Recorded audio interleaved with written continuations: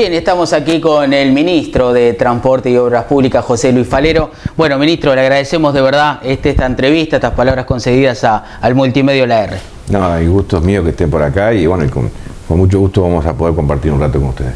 Bueno, ministro, mucho el camino recorrido, uno se acuerda lo que puede leer, lo que puede ver desde el año 95, que usted fue edil allí en San José, después en el 2000 fue ya presidente de la Junta Departamental, también ostenta, ¿no?, uno de los récords, ¿no?, en 2010 cuando es electo como intendente, después cuando es reelecto también supera esa cifra, ¿no?, con el 56 y 57% de los votos emitidos, algo que es contra la lógica, ¿no?, de las elecciones de los intendentes, que generalmente siempre se disminuyen los porcentajes. Y bueno, muchísima agua corrió bajo el puente, no solamente en su departamento, sino al llegar hasta aquí, hasta el Ejecutivo.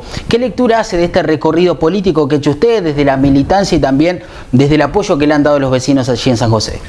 Bueno, sin duda un agradecimiento a la sociedad de nuestro departamento, a toda la comunidad que de alguna manera nos confió en primera instancia la oportunidad de ser intendente de nuestros pagos y luego también reafirmó en una segunda instancia la continuidad en el cargo, y creo que también eso generó en nosotros una responsabilidad mayor, ¿verdad? Digo, como siempre decimos, nosotros venimos de la actividad privada y muchas veces fuimos muy críticos del sistema político cuando uno está fuera. O sea que cuando asumimos responsabilidades de gobierno en representación de la población, nosotros entendemos que tenemos que ser más exigentes aún que en la actividad privada, y eso fue ha sido nuestra impronta en la tarea que desarrollamos. En el acierto o en el error, porque obviamente quienes tenemos responsabilidades de gobierno no siempre acertamos en las decisiones. Pero sí creo que hubo una definición clara en nuestro accionar que tenía que ver con el trabajo de equipo. Nosotros somos fervientes defensores del trabajo en equipo, porque entendemos que más allá de las decisiones que la debe tomar el jerarca de turno, si no hay un equipo consolidado detrás que te respalde y que te dé las garantías técnicas para que la ejecución sea la adecuada, no estaríamos haciendo las cosas bien. Y en esa línea de acción creo que eso se reflejó en la ciudadanía, se entendió de esa manera. El proceso político en nuestro país era muy caudillesco, muy de que las definiciones las tomaban en forma individual y pocas veces con análisis colectivo. Esa impronta que le dimos nosotros, por razones obvias de que nosotros no teníamos conocimientos técnicos en lo que hace a la infraestructura vial, en lo que hace a la planificación de ordenamientos urbanísticos, en lo que hace a la tarea que refiere a un gobierno departamental, y fue por eso que acudimos a rodearnos de técnicos más allá de lo que eran compromisos políticos o compañeros políticos, ¿verdad? Nosotros nos nutrimos de un muy buen equipo técnico de San José, que tenía la característica de que muchos no eran votantes míos, y creo que también eso es un plus que juega a nuestro favor cuando uno mira de buscar elegir a los mejores y no mirar de qué pelo político son. Es algo que nos ha caracterizado, y creo que también esa impronta ha llevado a que gente de otros partidos nos acompañara y nos dieran su voto de confianza. Bueno, por suerte se dio así.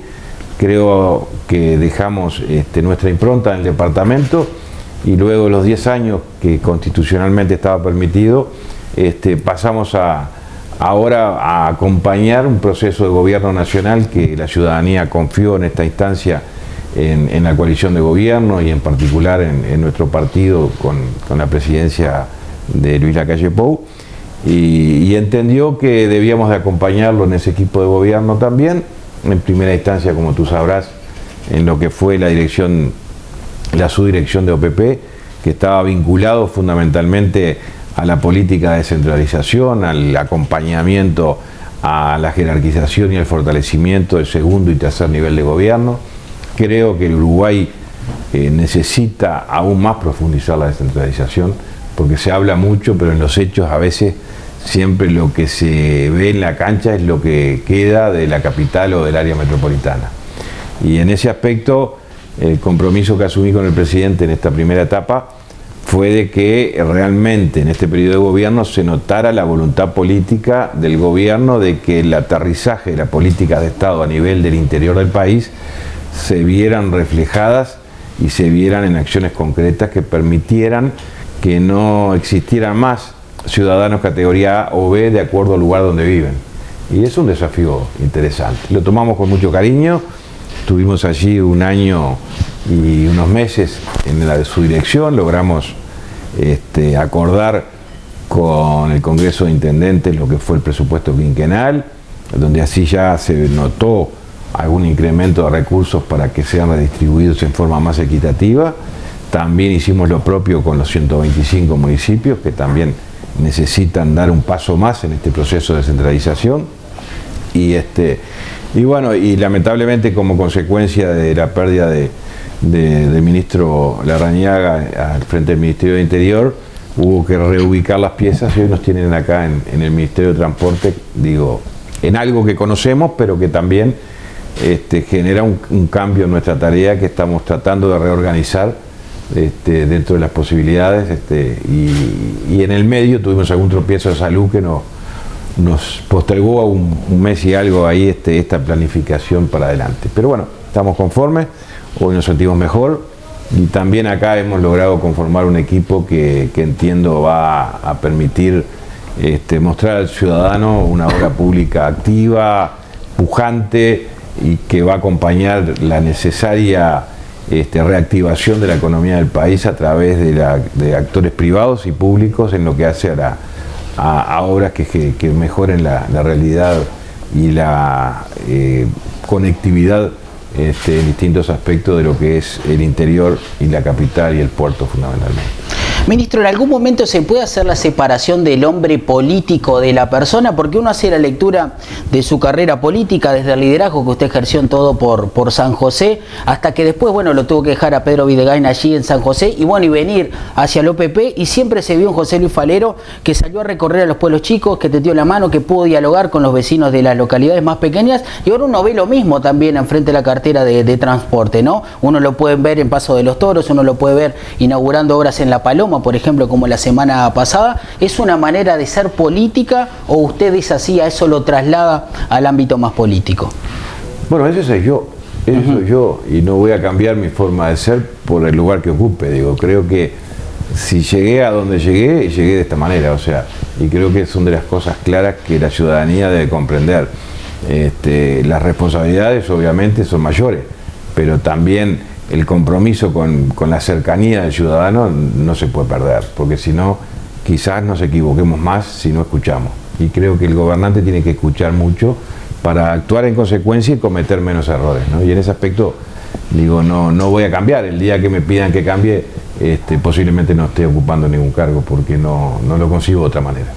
Claro, uno ve también, bueno, lo que le pasó en Brasil, para el televidente que por ahí no lo sabe, usted sufrió un robo importante, y lo que quedó como conclusión que usted dijo, bueno, fue una desgracia pero con suerte, lo vio, si se quiere, con un tono positivo, apostando a lo que iba a venir, a su recuperación, y también tuvo un episodio de salud muy importante, del cual también ya se está recuperando. ¿Qué le ha enseñado esos últimos eventos en su vida personal para desarrollar su función en este ámbito público? Mirá, digo, mi entorno familiar y mis amigos más cercanos siempre me dicen que soy demasiado positivo, y posiblemente sí, porque yo consigo que creo que la ciudadanía está permanentemente pidiéndonos anuncios positivos y no mirar el medio vaso vacío, ¿no?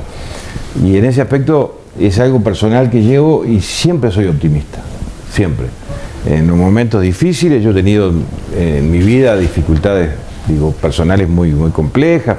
Perdí la madre de mis hijos muy joven, y luego hay que seguir, y la vida es eso, y no podemos ignorar que la vida nos marca que tenemos que transitar por momentos difíciles, pero si lo transitamos con pesimismo se hace más difícil aún. Creo que siempre tenemos que pensar positivamente que vamos a salir.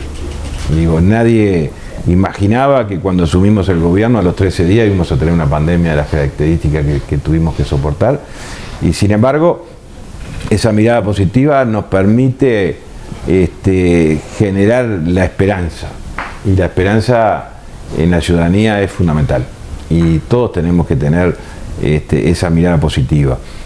Obviamente que no podemos ignorar las dificultades de mucha gente que la está pasando mal, la pasó mal durante toda su historia y también la está pasando mal en momentos como este de la pandemia, pero tenemos que transmitirle que esto se va a revertir, y para que esto suceda hay que tomar acciones en esa dirección, y es lo que tenemos la responsabilidad de hacer cada uno de nosotros dentro del área que se nos ha encomendado, ¿no? Bien, ministro, usted también es conocedor ya del ministerio, de la cartera antes, inclusive de asumir. Hay que recordar que usted también ocupó cargos de relevancia también en la SUSIBE, ¿no? Lo cual también te puede dar un margen de maniobra para conocer el territorio a nivel país. Y bueno, quería consultarle cómo encontró la cartera de transporte el Partido Nacional y la coalición multicolor cuando les tocó asumir. Bueno, digo, en el Ministerio de Transporte hay una política de Estado que ha sido permanente en su historia, que tiene que ver con planificación estratégica de lo que es un ministerio de este porte, que define temas de mucha relevancia, ¿verdad? La conectividad que mencionaba adecuada para que nuestra producción no solamente se dé, sino que tenga las garantías de poder llegar a poder exportarse en su mayoría o directamente llegar al consumidor en nuestro país. Tiene que tener la red vial en condiciones. Esto lleva a que tengamos que mirar lo que se ha hecho, adecuarnos a la época en que vivimos y planificar el futuro, que requiere de intervenciones diferentes a las que se hicieron en el pasado. Cuando digo requiere definiciones y acciones diferentes, significa que tenemos hoy por delante un desarrollo a nivel país que nos da la oportunidad geográfica y las características de nuestros suelos, que vamos a ser un país, que somos un país que tiene sin duda por delante ayudar a alimentar a muchos países en el mundo como consecuencia de las bondades que tenemos naturales en nuestro país. Y para que todo esto suceda, tenemos que generar y realizar intervenciones desde el punto de vista de gobierno en lo que hace la infraestructura, que permita que todo lo que se produce pueda salir o pueda llegar a los grandes centros de consumo. Ese es un desafío que se ha venido haciendo en el correr de nuestros años anteriores, dentro de las posibilidades que se tenían a nivel presupuestal. Creo que ha llegado el momento de mirar más allá de lo estrictamente presupuestal en lo que hace un quinquenio. Hay que mirar en que el Uruguay debe dar un paso más en decir vamos a hacer lo que debemos de hacer y luego buscaremos la forma de financiar lo que hay que hacer, y bien.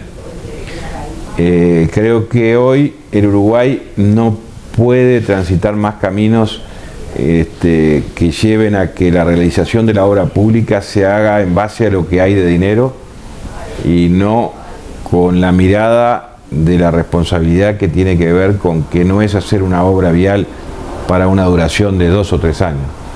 Tenemos que mirar que cuando hacemos una obra vial es una inversión muy grande que hacen todos los uruguayos, y que tenemos que dar ese paso de darle la tranquilidad al uruguayo que estamos haciendo una inversión de alto tiempo de durabilidad, como hacemos en nuestras casas, ¿verdad? Generalmente a veces miramos y decimos podemos levantar paredes muy rápidamente si arrancamos del piso solamente, pero si no miramos que primero tenemos que hacer una buena cimentación, cometeríamos un error, porque solucionaríamos el tema transitoriamente, pero no de forma definitiva. Lo mismo sucede en la obra pública. Y eso es una impronta que le hemos querido dar desde que asumimos, que se está entendiendo dentro del equipo técnico del Ministerio, de que a mí si me dicen tengo que hacer tal ruta, y me dicen, bueno, el dinero que tenemos disponible esto, y para hacerla las condiciones de esa ruta va a requerir de una intervención, de un estabilizado de suelo y una microcarpeta, para que el dinero me dé, prefiero que me digan no, vamos a hacer la mitad de la carretera, pero lo vamos a hacer con la carpeta que lleva. Es un ejemplo claro de lo que debe ser la obra pública en nuestro país. Y eso es un concepto que hay que incorporarlo a todo el equipo, ¿verdad? Y creo que me están entendiendo, porque prefiero salir con menos obras, pero de mejor calidad, y no con mucha obra de baja calidad que después el gobierno que viene va a tener que volver a repararla y va a ser un doble costo para los contribuyentes. Ministro, si tuviera que explicarle a un vecino, un padre de familia que por ahí no está en el quehacer político en el día a día, que no puede ver los informativos o que por ahí no se informa, ¿cómo le explicaría el acuerdo del puerto de Montevideo? ¿Qué le diría usted como ministro? ¿Cómo se lo contaría a los vecinos? Bueno, es un acuerdo que ya estaba establecido, lo que hubo fue una modificación de los plazos contractuales, ¿verdad? Allí hay una mirada de necesidad de posicionar al puerto de Montevideo en una perspectiva regional que en las condiciones que hoy está el Uruguay difícilmente pudiera ejecutarla con la inmediatez que el Uruguay necesita. Por otro lado, había también allí un acuerdo que tenía algunas dificultades de cumplimiento por parte del gobierno porque se había generado una especie de contratos de competencia que rozaban un poco la legalidad y que podía generar alguna posibilidad de juicio hacia el Estado, que lo que iba a traer más allá de la defensa, que obviamente el Estado siempre hace con el mejor asesoramiento técnico, lo que sin duda se iba a dar era una postergación en el tiempo sobre la intervención de lo que el puerto necesita. Y había que poner encima de la mesa todo para tomar definiciones. Creo que no la tomé yo, pero la tomó el ministro anterior con el presidente de la República y con el equipo asesor, de ver de que dentro de todas las posibilidades que estaban planteadas encima de la mesa, era la más conveniente en este momento para el Uruguay y fue la que se tomó. El tiempo dirá si fue acertado o no. Creo que fue una medida acertada en cuanto que vamos a poder visualizar un puerto moderno, innovador, receptor de mucha mercadería que quizás hoy no estaban optando por Puerto Montevideo y que se van a dar como consecuencia de este acuerdo. Lo veremos. Creo que son de las cosas decisiones que hay que tomar por parte de los gobernantes y que a veces generan opiniones diferentes, y en lo personal creo que fue una opinión acertada para que lo veamos rápidamente y no tengamos que esperar mucho tiempo para ver a un país con un puerto pujante como el que pretendemos que debe tener Uruguay, para que realmente nuestra producción llegue en condiciones a todo el mundo, ¿no? Eso nos va a colocar quizá, ministro, en la categoría de ser un puerto hub, digamos, ¿no? Líder en la región, para captar también esa carga de Paraguay, por ejemplo, que según la información que yo manejo, se había fugado en algún momento, ¿no? Sí, puede captar alguna otra mercadería de otros países, que en la medida de que se consolide todo el desarrollo portuario con una perspectiva de futuro, puede captar más aún de lo de Paraguay, que también coincido contigo que ha tenido vaivenes, pero que también se debe sumar a esto lo que es la nueva red ferroviaria del Ferrocarril Central, que nos permite también generar algún otro medio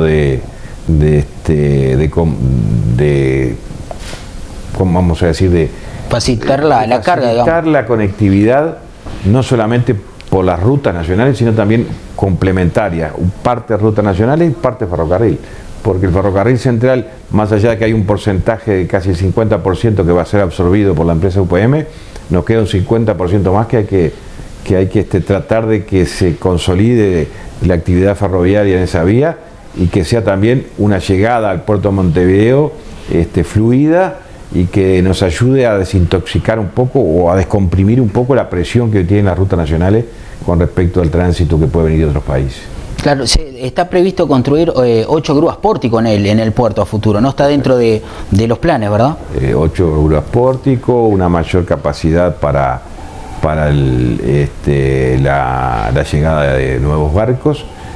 Hay un desarrollo muy interesante en toda esta propuesta que, más allá del acuerdo, trae también el compromiso de la empresa de generar una inversión a corto plazo que va a cambiar la realidad portuaria. Bien, se estima más o menos que se va a triplicar, ¿verdad?, la capacidad de TEUs allí en el puerto, ¿no? Pasaría de 700.000 a más de 2 millones. ¿Esto es un dato de la realidad o está previsto en un futuro? Está dentro del proyecto de desarrollo. Lo que tendremos que ser optimistas en que eso se logre lo más rápido posible. Obviamente es un desarrollo a mediano plazo, pero que, bueno, en la medida que esto avance se va a ir visualizando un desarrollo interesante a nivel portuario, que un país como el nuestro es indispensable que el puerto tenga sin duda una conectividad y una mirada mundial diferente a la actual, ¿verdad? No nos podemos permitir de que los barcos duden en si entrar o no al Uruguay como consecuencia de dificultades nuestras. Creo que el Uruguay tiene que estar posicionado como un puerto seguro, ágil, dinámico, activo, Y ese es el objetivo, ¿no? Bien, bueno, ministro, en estas últimas horas se ha visto a los trabajadores que por ahí quieren firmar un acuerdo para mantener las fuentes laborales. ¿Qué va a pasar con los trabajadores? ¿Se van a mantener esas fuentes laborales? Y yo creo que no va a haber inconveniente en que todos queden trabajando. Si estamos pensando de que el puerto va a aumentar su trabajo interno, hace pensar todo de que el tema laboral se va a resolver. Y hay ámbitos de negociación colectiva y hay ámbitos de intercambios entre también la empresa que no es TCP, que de alguna manera también está colaborando en todo esto, porque las transiciones se tienen que dar, va a haber un periodo que van a convivir ambas empresas en el puerto, y todo esto con las reglas claras van a llevar a que el tema de preocupación laboral se resuelva favorablemente, porque al notarse una mayor actividad va a generar la oportunidad para que nadie quede sin trabajo. Bien, ¿puede ser una realidad, ministro, para el año que viene que solamente los peajes, digamos, sean de manera magnética, es decir, retirar el efectivo de allí, sea a través de la matrícula, pagarlo una vez al año, o bueno, quienes ingresen al país luego al retirarse lo puedan abonar? Bueno, yo no sé si puede ser una novedad para el Uruguay, ¿no? Digo, a nivel mundial se está dando esto, y creo que nosotros no podemos ignorar los avances de la tecnología por distintas razones, para facilitar y agilitar el tránsito en las rutas, y también para eliminar los riesgos del personal en los peajes, que muchas veces el efectivo genera riesgos de inseguridad. Esto no lo podemos ignorar, ni lo podemos dejar de lado, por eso creo que es un paso importante que se está dando. Para que esto suceda, debemos de incorporarnos al buen uso de la tecnología que hoy existe a nivel mundial, que también tiene que llegar al Uruguay, y utilizarla, y por otro lado trabajar en conjunto, como lo estamos haciendo, con el grupo de trabajadores que realizaba esa tarea, para que de alguna manera podamos redireccionar ese personal a otros servicios que están vinculados también a la red vial, al mejor servicio al usuario, a la mejor atención al turista. Hay elementos donde el mismo personal puede brindar otro servicio que no sea el del cobro efectivo, y que tampoco corramos riesgos laborales para esta gente que está preocupada y que venimos trabajando con ellos, y que vamos a lograr que la totalidad pueda mantener su fuente laboral. Bien, trascendió, bueno, las últimas horas justamente que usted tiene muy buena relación con el sindicato, con el SUNCE, que están trabajando para, digamos, reasignarle funciones a 85 trabajadores. ¿Esto es así? Sí, hemos armado un equipo de trabajo tripartito, ¿verdad? Ministerio de Transporte, empresas concesionarias, sindicato y funcionarios que vienen trabajando, le están poniendo todo su mejor buena onda para que se logre un acuerdo, y lo vamos a lograr. Lo vamos a lograr porque no va a ser una única solución, sino va a ser una solución variada, donde todos van a tener la oportunidad de optar dentro de las realidades que tiene cada funcionario y del lugar donde residen, ¿verdad? Que es importante tener en cuenta, porque no es solamente decirle al funcionario del peaje de Queguay, decirle, tenés solucionado tu fuente laboral en Montevideo. No es así. Quienes vivimos en el interior sabemos que lo que genera una dificultad enorme es el traslado. O sea que hay que buscar soluciones en el entorno del lugar donde están hoy trabajando, y la vamos a ir acordando con esta comisión tripartita. Bien, en esta mirada a largo plazo que usted tiene, ministro, ¿ve en algún momento que se pueda efectuar una especie de tren de la costa entre Montevideo y alguna localidad lindera de Canelones? Y bueno, si esto justamente debe ser un tren, debe ser un ómnibus, una especie de corredor más rápido de lo que actualmente podemos ver aquí en la comuna capitalina, en conexión con Canelones, por ejemplo. Si lo veo, sin duda que sí. Creo que la realidad del transporte en las áreas de las grandes metrópolis requieren de una multiplicidad de opciones en lo que hace a distintos tipos de transporte, ¿verdad? No es un único transporte, sin duda que sí que lo veo. Los tiempos están marcados con las posibilidades en este caso, de los gobiernos departamentales, gobierno nacional, que tenemos que trabajar en conjunto. Hay propuestas, hay iniciativas, todos somos conscientes que el camino es ese. Hay que ver qué se puede avanzar en este periodo y qué se puede planificar con una perspectiva de futuro. La respuesta es, creo que sin duda tiene que tener una multiplicidad de transporte, no es solamente el actual transporte colectivo de Montevideo a través de los ómnibus, ¿verdad? O los taxis o las distintas alternativas que hoy tenemos. Creo que el ferrocarril o un tren ágil lo vemos en otras partes no muy lejanas. Vamos a Buenos Aires y vemos la realidad, que en algunos lados son subte, en otros lados son vías ferroviarias por centros de avenidas. O sea, sin duda Uruguay va a llegar a eso. No sé en qué momento. Claro. Bien, bien. Ministro, ¿cómo viene la obra pública? Estuvo en San Gregorio la semana pasada, por lo que tenemos entendido, solo falta la parte metálica que llegaría en los próximos meses. También estuvo allí en La Paloma. Y bueno, consultarle si vamos a tener finalmente tren, si se podría dar en algún momento para el 2023, digamos, ¿no? El ferrocarril central, nosotros hace un mes firmamos una adenda definitiva, un acuerdo definitivo con la empresa concesionaria de la obra del ferrocarril central, donde quedó definido como fecha límite de finalización de la obra mitad del 23, ¿verdad? O sea que en ese aspecto confiamos en que se va a poder cumplir con esa expectativa. Para lograr eso, obviamente hubo que trabajar mucho porque habían dificultades de incumplimientos por ambas partes, por parte de la empresa y también por parte del gobierno, que la hemos venido subsanando. Hemos entregado las expropiaciones que estaban algo retrasadas, y hoy estamos en condiciones de que no se dé ninguna otra dificultad. Podrá surgir algún inconveniente imprevisto, pero no va a ser de gran magnitud que nos afecte el cumplimiento de las fechas establecidas. Bien, ministro, ¿tiene agenda para la defensa de la ley de urgente consideración? ¿Tiene algunas ciudades asignadas en el interior para charlar con los vecinos, para acercarse a dialogar sobre esta ley?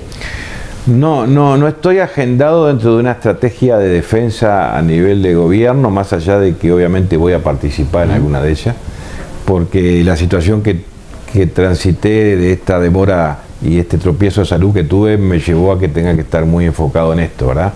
Voy a acompañar en algún lugar determinado y vamos a estar dialogando con los vecinos en defensa de una ley que hemos comprometido a la ciudadanía en campaña electoral y que luego se consolidó a nivel parlamentario y que hoy está puesto nuevamente encima de la mesa a consideración de un referéndum. Obviamente todo el gobierno va dentro de las posibilidades a defender todo este proceso y la reafirmación de la ley en su totalidad, ¿no? Bueno, ministro, agradeciéndole la amabilidad de dialogar con Multimedia La R, le hago la última. Desde que me senté a conversar con usted, en ningún momento usted miró su teléfono. ¿Cómo se lleva con las redes sociales, no? Porque nos sentamos a conversar de la vida y usted estuvo mirando el auditorio, hay varias personas detrás de cámara, pero en ningún momento me habló mirando su teléfono. ¿Qué le pasa con las redes sociales? ¿Qué conexión tiene con el aparato? Y bueno, ¿y cuáles son los momentos en los que usted disfruta, digamos, de un momento al aire libre, un momento de distensión, en fin, ¿no? Bueno, vamos a ser realistas. El teléfono lo apagué antes de empezar la nota. Ah, bien, bien. Vamos a ser justos en esto, porque no le vamos a mentir al televidente. Lo apagué y obviamente corresponde que nos enfoquemos en lo que es la entrevista. Pero a partir de la pregunta esta con respecto a las redes, digo, obviamente participamos de las redes, no con mucha dedicación, porque el tiempo a veces es escaso. Nos gusta sí informarnos, estar informados, cuando tenemos un rato libre, cuando vamos viajando hacia nuestra ciudad o hacia nuestros pagos, revisamos un poco lo que ha sucedido y muchas veces, generalmente lo que hacemos es, a todo lo que son buenas noticias le damos un dedito para arriba y no es una participación demasiado activa, porque si me meto de lleno en esto, quizás descuide otras tareas. Pero sí estamos atentos y creo que la información, la comunicación, los medios nos tienen informados de la realidad de lo que acontece en el territorio nacional y tenemos la necesidad, los que tenemos responsabilidad de gobierno, de estar informados, ¿verdad? Creo que eso facilita también en las tomas de decisiones muchas veces el estar bien informado, y ustedes cumplen un rol fundamental en todo esto. Bueno, ministro, ahora sí, la última. Vaticinio para el año del Club Nacional de Fútbol, equipo del cual usted es hincha. Si bien sabemos que tiene un club de baifútbol allí en su localidad, en San José, donde colabora muchísimo con la comisión, bueno, está el hincha de Nacional, el hincha de Peñarol, el defensor de Danubio, todos los equipos viéndolo. Lo pongo en el compromiso de vaticinarme cuál será el próximo campeón uruguayo. Bueno, el objetivo que sea nacional, ¿verdad? Vamos por el trienio, ¿no? O sea, por el tri, claro. Tricampeonato. Pero no ha sido fácil, ¿no? En la primera etapa hubo una sorpresa por demás interesante, que fue la de Plaza Colonia, que como hombre del interior nos llena de satisfacción también, porque ahí hay un esfuerzo detrás de Plaza Colonia de gente del interior para poder estar logrando el campeonato de apertura. Así que creo que Clausura va a ser un campeonato muy duro, donde están muchos equipos interesados en lograrlo y bueno, y la tabla anual se verá. Nacional va a estar dentro de los que van a luchar por claro, pone una fichita ahí, pone una Yo fichita. siempre confío en que se puede lograr, pero no es solamente en esto ser optimista, hay que demostrarlo en los hechos y en la cancha.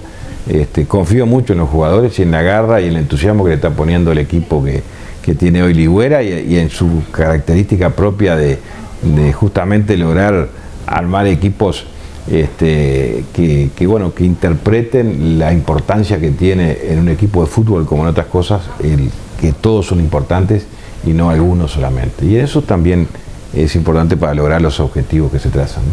Bueno, ministro, gracias por la buena disposición, por el buen humor y por recibirnos aquí en su despacho. No, gracias a ustedes por la visita y como siempre a la orden, y un saludo a la teleaudiencia y a todos los medios que hoy nos acompañaron. Muchas gracias.